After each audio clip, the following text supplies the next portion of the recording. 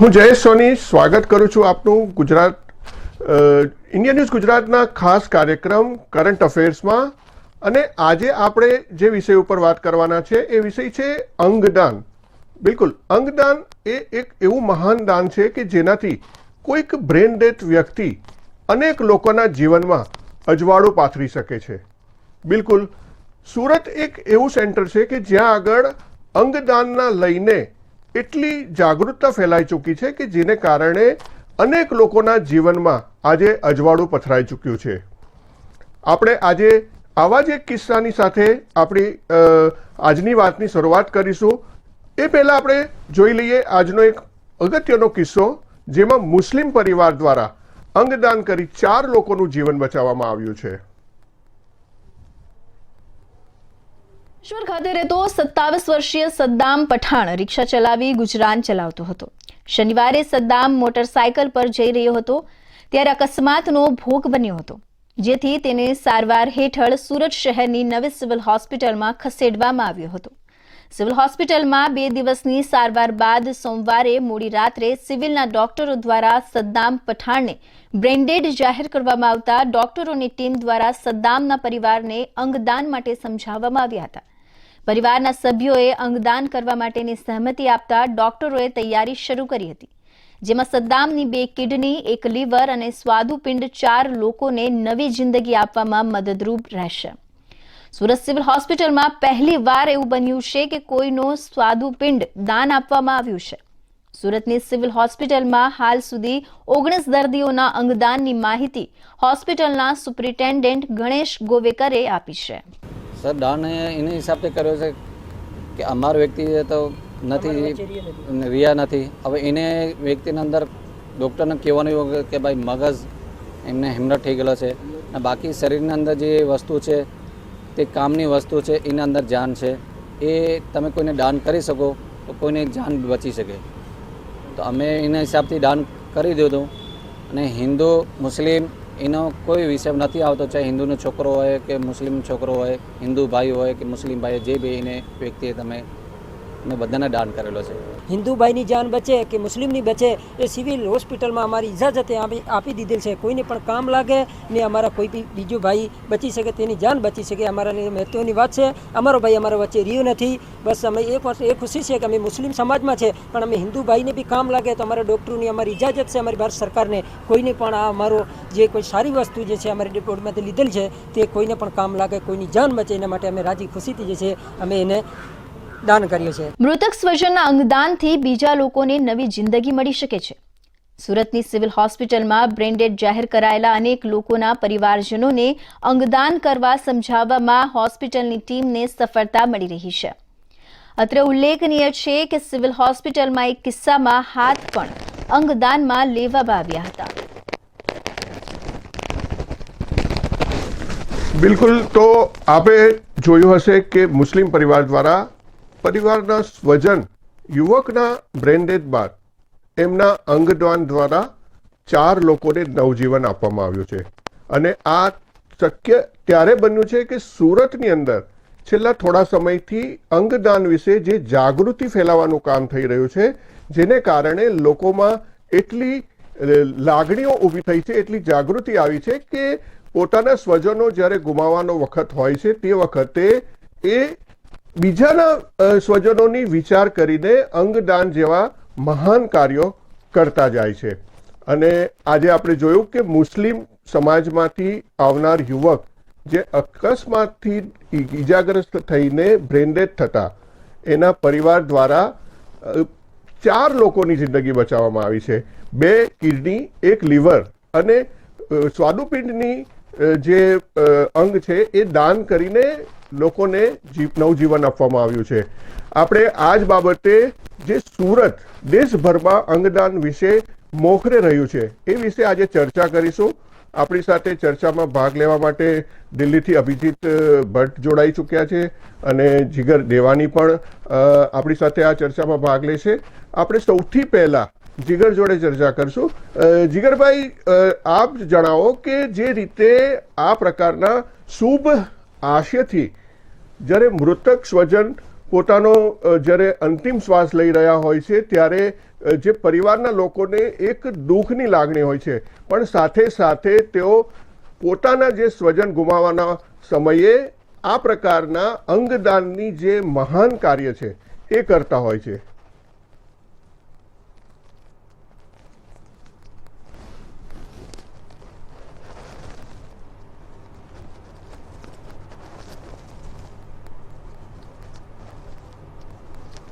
વાતાવરણ તો હોય છે કારણ કે જે વ્યક્તિને તમે ગુમાવ્યા હોય છે, પણ તેની સાથે સાથે જોવા જઈએ તો જે વ્યક્તિને તેઓ અંગદાન કરતા હોય છે એ પરિવારમાં ખુશીની પણ એક ઝલક, એક ઝાંખી જોવા મળતી હોય છે.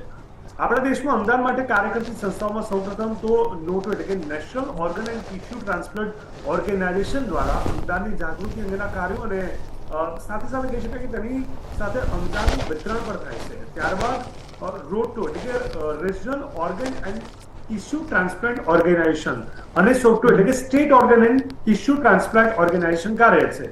આ તમામ સંસ્થા છે જે કોઈ પણ વ્યક્તિ 18 વર્ષથી ઉપરની હોય અને પોતાનું અંગદાન કરવા માંગતી હોય તો તે વેબસાઇટ પર જઈને અંગદાનની પ્રતિજ્ઞા લઈ શકે છે. તે ઉપરાંત ડોનેટ લાઈફ જેવી સંસ્થાઓ જે વર્ષોથી અંગદાન માટે જનજાગૃતિ તરફ કાર્ય કરી છે તેવી જગ્યાએ પણ જઈ શકે છે.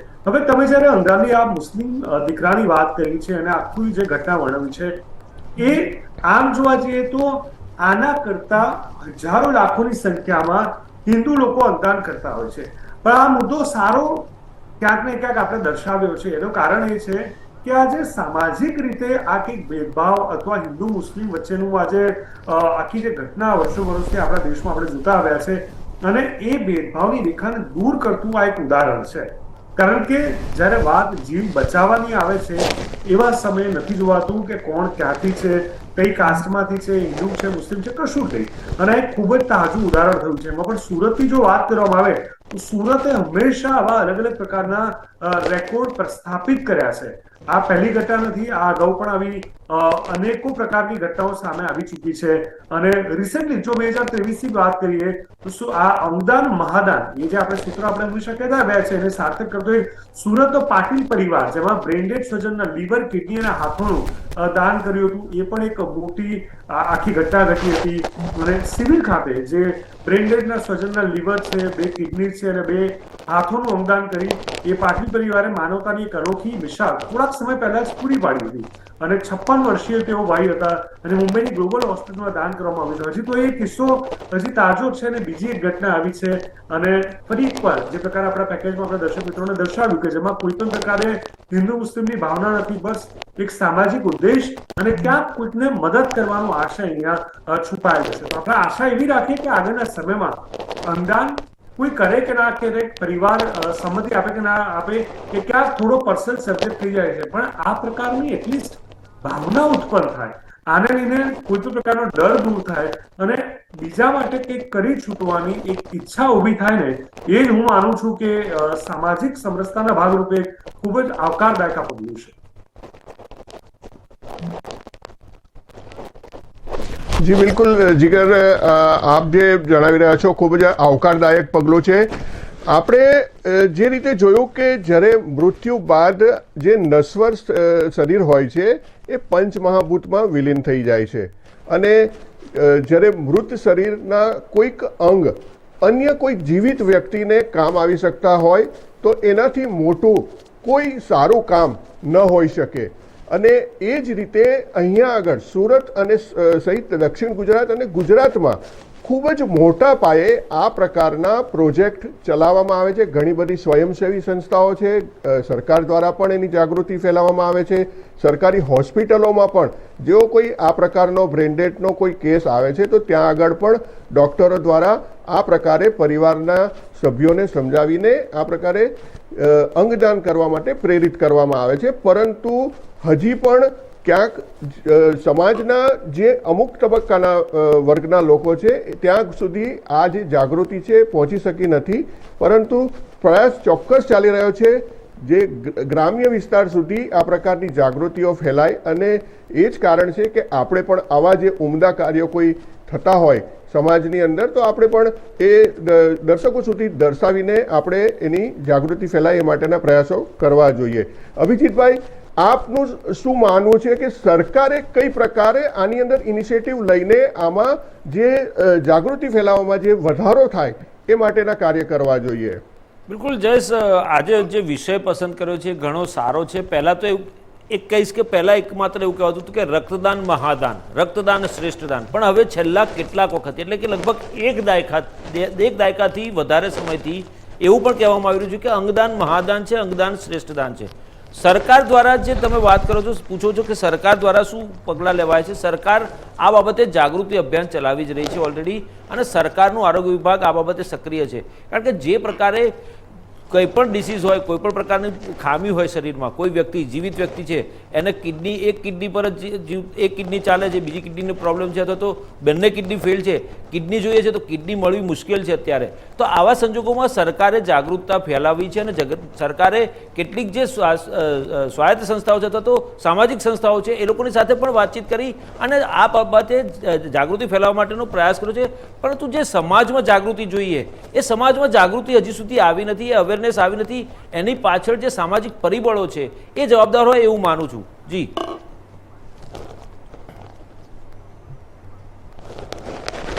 જી બિલકુલ અભિજીતભાઈ, આ વાત તમારા સાથે હું પણ સહેમત છું.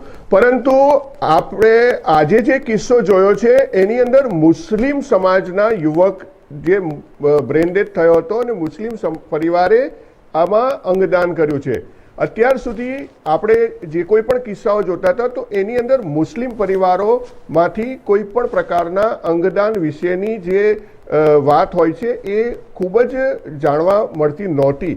પરંતુ આ એવો પહેલો કિસ્સો છે કે કોઈ મુસ્લિમ સમાજમાંથી આવનાર યુવકનું બ્રેન ડેથ થયું હોય અને એના પરિવાર દ્વારા અંગદાન થયું હોય. આ એક ખૂબ મોટી વાત છે, કારણ કે જે સમાજની અંદર એવું માનવામાં આવતું હોય છે કે અંગદાન કરવું એ લોકોના જે કાનૂન પ્રમાણે, એ લોકોના જે ધર્મ પ્રમાણે ગુનો ગણાય છે, અને એના કારણે લોકો અંગદાન કરવા પ્રેરાતા નહોતા. પરંતુ હવે ધીરે ધીરે એ લોકોમાં પણ એ જાગૃતિ આવવા માંડી છે ને આજે પહેલો કિસ્સો આપણે જોઈ રહ્યા છીએ કે જેમાં અંગદાન થયું છે, 4 લોકોને નવજીવન મળ્યું છે.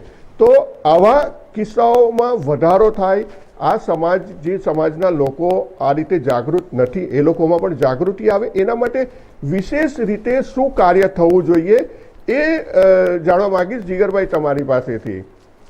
બિલકુલ જયેશભાઈ, પહેલા તો કહું, અંગદાન પણ એક મહાદાન છે. જે રીતે અભિજીતભાઈએ સાચી વાત કરી કે એક સમય હતો કે જ્યારે માત્ર રક્તદાનને જ આપણે પ્રમોટ કરતા હતા. રક્તદાન માટે તો હજુ પણ અલગ અલગ ઝુંબેશ ચલાવાય છે અને એને ઘણી ગંભીરતાથી લોકોએ લીધું છે. પણ હવે જ્યારે વાત અંગદાનની વાત કરીએ તો એક વ્યક્તિ અંગદાન કરીને 7 લોકોને નવજીવન આપી શકે છે. તમને જાણીને ખુશી થશે કે ભારત વિશ્વમાં 3જો સૌથી વધુ અંગદાન કરતો દેશ છે. અંગદાનની જો હું વાત કરું તો મૃત્યુ બાદ પણ જીવિત રહેવા માટે અંગદાનનો સંકલ્પ આપણે લઈ શકાય, કારણ કે તમારા અંગદાનના કારણે કોઈક વ્યક્તિનું જીવન બચી જતું હોય છે. એ ખૂબ મોટી વાત છે. અને હું તમને જણાવું કે અંગદાનની જ્યારે આપણે વાત કરતા હોઈએ છીએ તો લોકોને થાય કે એ કેવી રીતે શક્ય છે. તો જે લોકો અંગદાન કરવા ઈચ્છે છે તેમના પર એક સર્જરી કરીને તેમના કોઈ પણ અંગને કાઢીને જરૂરિયાતમંદ વ્યક્તિના શરીરમાં ટ્રાન્સપ્લાન્ટ કરવાની આ પ્રક્રિયાને જ્યારે આપણે અંગદાન કહીએ છીએ તો આપણે એ પણ બતાવી દઉં કે કઈ વસ્તુનો આપણે દર્શક મિત્રોને જણાવીએ કે અંગદાન શક્ય છે અને કઈ વ્યક્તિઓમાં કેટલો સમય થાય છે. તો એક કિડની, આ હું તમને વાત કરું છું જીવિત વ્યક્તિનું. દર્શક મિત્રો, આ બહુ સાંભળવા જેવી વાત છે કે અંગદાનને લઈને અમુક માન્યતા છે કે મૃત શરીરે જ અંગદાન કરી શકે, એવું નથી. એક જીવિત વ્યક્તિ પણ અંગદાન કરી શકે છે, એટલે કે એક લાઈવ ડોનર આપણે કહી શકાય. એ 4 અંગનું એક સાથે અંગદાન કરી શકે છે. એક તો એક કિડની એ ડોનેટ કરી શકે છે, બીજું એક ફેફસા, ત્રીજું એક લીવર અને આંતરડાનો એક ભાગ. જીવિત વ્યક્તિ પરિવારજનોને અને અંગત વ્યક્તિને જ આ અંગો આપી શકે છે. એની કન્ડિશન છે. પણ આ અંગત વ્યક્તિને આ અંગો તો જીવિત વ્યક્તિ પણ આપી શકે છે. એટલે મૃત્યુ બાદ જ કરી શકાય એવું નથી.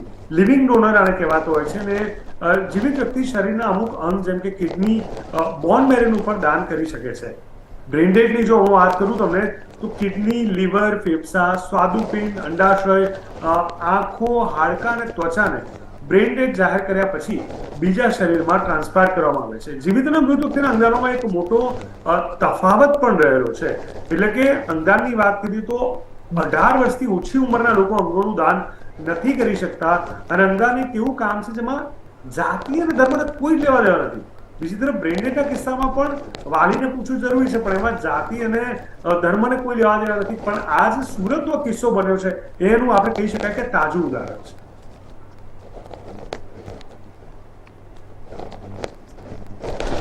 જી બિલકુલ. અભિજીતભાઈ, પહેલા આપણે જ્યારે તમે વાત કરી કે રક્તદાનની માટેની જાગૃતિ લોકોમાં ખૂબ ફેલાવવામાં આવતી હતી, ત્યારબાદ એક તબક્કો આવ્યો હતો કે જેની અંદર નેત્રદાન વિશે ખૂબ જ સરકાર દ્વારા પણ ઇનિશિયેટિવો લેવામાં આવતા હતા અને અંગદાનની અંદર નેત્રદાનના સંકલ્પો લોકો પાસે કરાવાતા હતા. ઘણા બધા એવા જાહેર પ્રોગ્રામો પણ થતા હતા જેમાં લોકો સંકલ્પ કરતા કે મૃત્યુ બાદ હું મારા નેત્રોનું દાન કરીશ. આ જ રીતે શું એવી કોઈ અવેરનેસ યોજના બનવી જોઈએ કે જેમાં લોકો સ્વયં પોતાના અંગોનું દાન મૃત્યુ બાદ કરવાના સ્વેચ્છાએ સંકલ્પો કરે, જેનાથી આ જે જાગૃતિનું જે અભિયાન છે એ આગળ વધી શકે? અભિજીતભાઈ.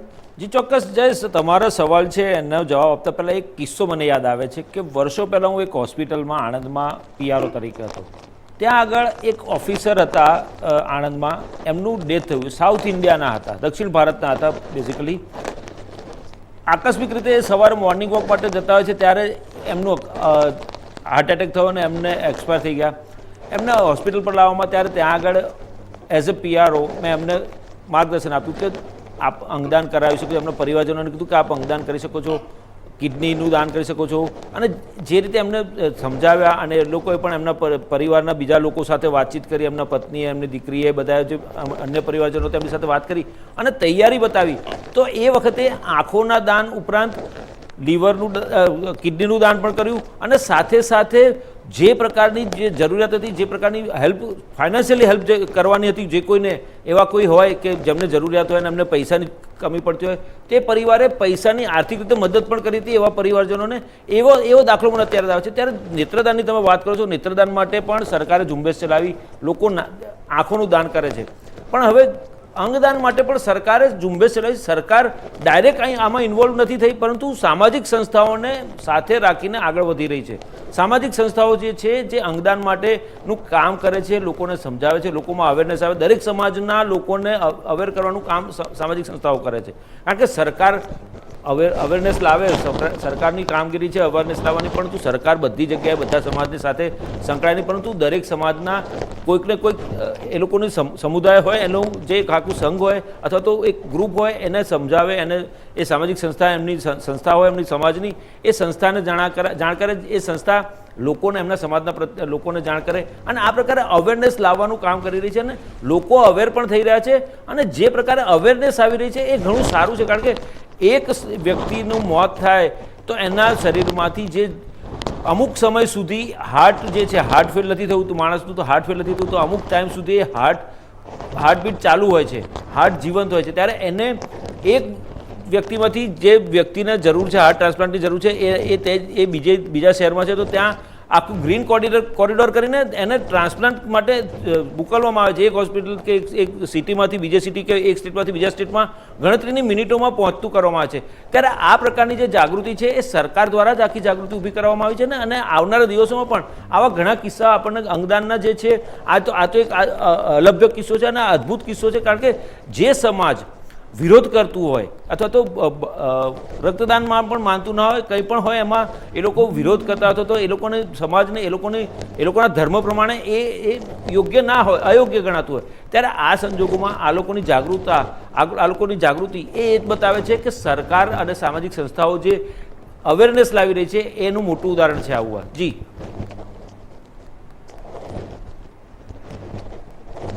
બિલકુલ. સમાજમાં અને સરકાર દ્વારા, સમાજ અને સામાજિક સંસ્થાઓ દ્વારા આ અવેરનેસ ચલાવવામાં આવી રહી છે અને ખૂબ જ સારી કામગીરી કહેવાય કે અનેક લોકોને નવજીવન મળી શકે છે આ પ્રકારના કાર્યોથી. અને જે લોકો જરૂરતમંદ હોય છે અને આર્થિક સ્થિતિ જેની નબળી હોય છે એ લોકોને કોઈ પણ જાતના મૂલ્ય ચૂકવ્યા વગર આ પ્રકારે પોતાના જે સ્વજનો હોય છે એના માટે કોઈક અંગની જરૂરત હોય તો મળી જાય છે. જીગરભાઈ, પહેલાં આપણે ઘણીવાર કિસ્સાઓ જોયા છે કે કિડની વેચી અને કોઈ અન્ય અંગ વેચીને લોકો પૈસા કમાતા હોય છે. એને કારણે હ્યુમન ટ્રાફિકિંગના કિસ્સા પણ બનતા હતા કે જેને કારણે લોકો કોઈ બાળકોને કે વ્યક્તિઓને કિડનેપ કરી જઈ અને એ લોકોના અંગોનો વેપાર થતો હતો. હવે આ પ્રકારના કિસ્સાઓ ખૂબ જ ઓછા સાંભળવા મળે છે. અને એ શું તમે માનો છો કે આ બધા જે કિસ્સાઓ ઘટ્યા છે એની પાછળ એક આ પ્રકારની જાગૃતિ પણ કારણભૂત હોય કે હવે લોકોને કોઈ પણ જાતના અંગોનો વ્યાપાર કરવાની જરૂરત નથી પડતી, એ ખરીદવાની જરૂર નથી પડતી, પરંતુ આ રીતે અંગદાનથી એ લોકોને જે કંઈ જરૂરિયાતો હોય છે એ પૂરી થઈ જતી હોય છે? બિલકુલ. હવે કેવું છે કે એક સમય હતો કે જ્યાં લોકોને અવેરનેસ નથી, લોકો માટે સાચા સોર્સિસ હતા અને લોકોને ખ્યાલ નતો હતું કે જે તે કાર્ય કરવું છે તો કોની પાસે કરાવડાવવું, એ સાચી માહિતી નહોતું. અને એના પરિણામે જે લેભાગુ તત્વો છે એનો ક્યાંક ફાયદો ઉઠાવવાની કોશિશ કરતા હતા અને મહદઅંશે સફળ પણ જતા હતા અને પરિણામે એક મોટા નુકસાનીનો સામનો લોકોએ કરવો પડતો હતો. હવે અંગદાન જેને વાસ્તવમાં કરવું છે, જે પરિવારે કે જે વ્યક્તિએ નક્કી કર્યું છે, તો હવે શું કરી શકાય? હું તમને કહું કે કઈ વેબસાઇટ અને કયા નંબર પર લોકો સંપર્ક કરી શકે. આપણે દર્શક મિત્રોને એ પણ થોડી માહિતી આપી દઈએ જેથી કરીને લોકો જો એ દિશામાં વિચારતા હોય તો તેમની પાસે આ રસ્તા રહે. એક તો અંગદાન માટે NG દાન મહાદાન DANMAHADAN.com ngdanmahadan.com. બીજું www.noh.org. ત્રીજું www.noto.nic.in અને mohanfoundation.org અને mfjcf.navjivan.info. આટલી વેબસાઇટ છે કે જ્યાં રજીસ્ટ્રેશન કરી શકાય છે. અને આ સિવાય ટોલ ફ્રી નંબરની જો હું વાત કરું તો 1800-114-770 અને બીજો 1800-103-7100. આ નંબર ઉપર સંપર્ક કરી શકાય છે. અને રજીસ્ટ્રેશન કરાવ્યા બાદ આ અંગદાન અંગેના કાર્ડ વિશે પરિવારને જાણ કરવી જરૂરી બને છે, જેથી બ્રેન્ડેડ હોય તો હોસ્પિટલને માહિતી આપી શકે, રજીસ્ટ્રેશન ન હોય તો પણ આ નંબર ઉપર સંપર્ક કરીને અંગદાન કરી શકાય છે. એટલે મૂળભૂત રીતે ક્યાંક માહિતીનો અભાવ અને જે સિસ્ટમનો અભાવ હતો એના કારણે એક જમાનામાં થતું હતું, હવે ઓછું થઈ રહ્યું છે. હવે ઘણા બધા લોકોને એ થાય છે કે બ્રેન્ડેડ વ્યક્તિના અંગો નિશ્ચિત સમયમાં જ બીજામાં ટ્રાન્સપ્લેન્ટ કરી શકાતા હોય છે, તો એ કેટલો સમય લેતા હોય છે. તો આપણે એ પણ જણાવી દઉં કે કિડનીની વાત કરીએ તો લગભગ અલગ અલગ સમય છે દરેક અંગદાનનો કે કેટલા ટાઈમમાં એ ટ્રાન્સપ્લાન્ટ થાય છે. તો કિડની 24 થી 36 કલાકનો સમય લે છે.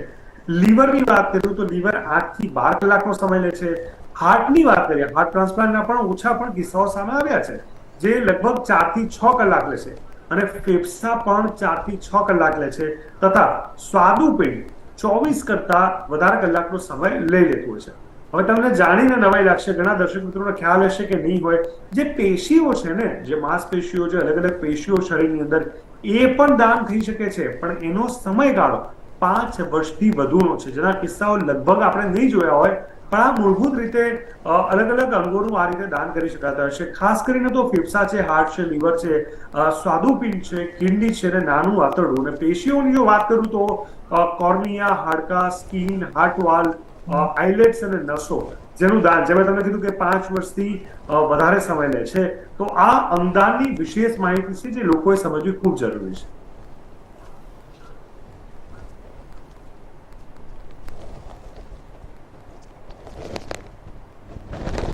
જી બિલકુલ જીગર, આપણે ખૂબ જ રસપ્રદ રહી આ પ્રકારની જે આજનો જે આપણો વિષય હતો એ બાબતની ચર્ચા ખૂબ જ રસપ્રદ રહી. અને આપણે આવતીકાલે પણ આવા જ કોઈક બીજા વિષય સાથે ભેગા થઈશું. ત્યાં સુધી જીગર, તમારો અને અભિજીતભાઈ, તમારો બંનેનો ખૂબ ખૂબ આભાર. અને આજે આપણે આ જે કરંટ અફેર્સ કાર્યક્રમની આજે અહીં જ સમાપ્ત કરીએ છીએ. આવતીકાલે ફરી મળીશું. ત્યાં સુધી તમે જોતા રહો ઇન્ડિયા ન્યૂઝ ગુજરાત. નમસ્કાર.